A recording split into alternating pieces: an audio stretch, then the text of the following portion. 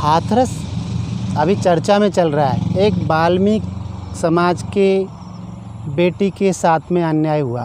कुछ लोग बोल रहे हैं रेप हुआ, कुछ लोग बोल रहे हैं रेप नहीं हुआ, लेकिन आरोप किन पर है? सवर्ण समाज के लोगों पर। सवर्ण में भी कौन? राजपूत समाज के लोग। तो हे राजपूतों, ये आपके बच्चों को क्या सिखा रहे हैं आप? आपने रेप किया हो या ना हो, लेकिन आप लोगों पे आरोप लगना भी आपकी इज्जत को धूमिल कर रहा है। और आप किनके साथ में कर रहे हैं? हे राजपूतों, क्या आप खुद को भूल गए कि तुम क्या हो? अरे आज हम सनातन हैं तो तुम्हारे बलिदानों की वजह से हैं। तुम लोगों ने सनातन की रक्षा के लिए क्या नहीं किया? जीवित अग्नि में स्वाहा हो गए, अग्नि में कूद पड़ना, हाँ?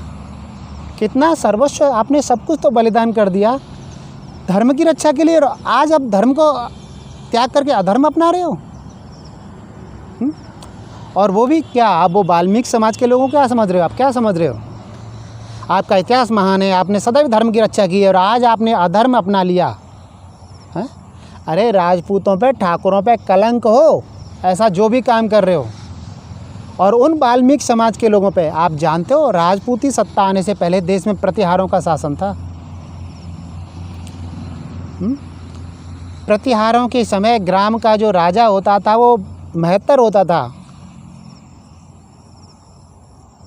महतर, जिन्हें आज हम उत्तर भारत में वाल्मीकि समाज के लोग कहते हैं, वो कभी हमारे गांव के राजा होते थे, प्रमुख। उन्होंने धर्म नहीं छोड़ा, धन छोड़ दिया, सम्मान छोड़ दिया, मान छोड़ दिया, भूमि छोड़ दी, लेकिन धर्म नहीं छोड़ा। म्लेच्छों से बचने के लिए सूअरों का पालन कर लिया। आपको तो मजबूरी में, मैं आपकी महानता पर आरोप नहीं लगाता, लेकिन मजबूरी में आपने अपनी कन्याओं को, आपकी बहुओं को म्लेच्छों ने छीना।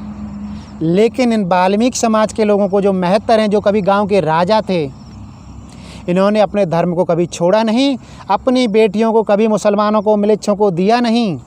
अरे इनको इसके लिए चाहे सूअर पालने पड़े हों, चाहे सूअर की बलि दे करके, उसके पैर भुगो करके बहुओं को घर में आने का रास्ता सुझाया हो, ये भी वाल्मीकि समाज के लोगों ने किया, इन्हीं महत्तर लोगों ने। अरे जब गांव का राजा म्लेच्छ बन जाता तो पूरा गांव म्लेच्छ बन जाता। अगर आज हम म्लेच्छ नहीं हैं, आज हम गर्व से स्वयं को सनातन कहते हैं, तो वो इन महत्तर समाज के लोगों की वजह से भी है, इन गांव के राजाओं की वजह से भी है।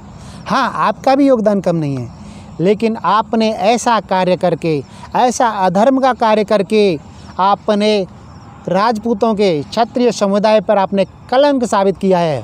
और जिसने भी ऐसा कार्य किया है, वो हो सकता है क्षत्रिय कुल में जन्मा हो, उसमें क्षत्रिय का कोई गुण नहीं है, क्षत्रिय का कोई गुण हो ही नहीं सकता। हो सकता है म्लेच्छों का कोई गुण आ गया हो। तो हे राजपूतों, हे क्षत्रियों, हे क्षत्रिय के वंशजों, क्योंकि क्षत्रिय तो हर किसी में होते हैं, जन्म से सभी शूद्र होते हैं, कर्म से क्षत्रिय बनते हैं।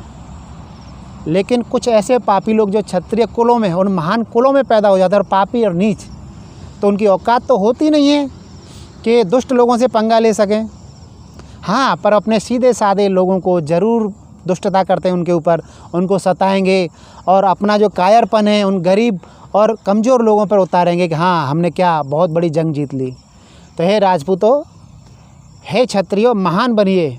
और जिन वाल्मीकि समाज के लोगों को आप तुच्छ समझ रहे हैं, जिन महत्तरों को आप तुच्छ समझ रहे हैं, ये याद रखिए कि तुमको जो प्रेरणा मिली थी सनातन धर्म की रक्षा के लिए, धर्म पे मर जाने की जो प्रेरणा मिली थी, वो इन महत्तरों से ही मिली थी। जब इन्होंने धर्म नहीं छोड़ा तो और कैसे धर्म छोड़ देते।